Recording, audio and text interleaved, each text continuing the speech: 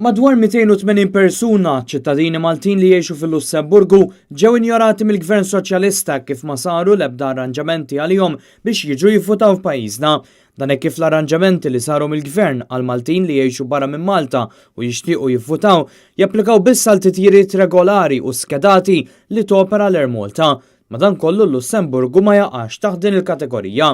Il-kandidat tal-Partit Nazzjonalista l-elezzjoni tal-Parlament Ewropew Peter Aġus ilu sa minn Diċembru li għadda l-istaqsa lill-Gvern dwar jekk se jiġu offruti titjiriet bi prezz irħas għal Maltin tal-Lussemburgu.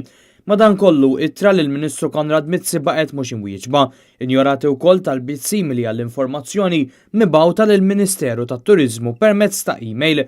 Il-Gvern Soċjalista ta' Joseph Muscat kemm qabel l-elezzjoni tal-2013 u anke qabel dik tal-2017 kien wiegħed li l-Maltin jibdew jivvutaw fl-ambaxxati rispettivi. Madankollu anke din il-wiegħda għadha biss ħolma li qatt ma daħlet fis-seħħ.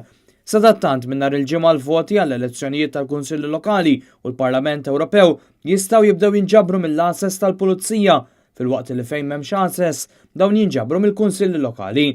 Dan il-proċess jibqa' dej salħat 19 ta' Mejju. Biex wieħed jiġbor id-dokument tal-vot mill-assa għandu jieħu miegħu il-karta tal-identità. Il-voti jinġabru b'mod individwali minn kull persuna u ħadd ma jista' jiġbor tal-familja jew ta' xi individwu ieħor.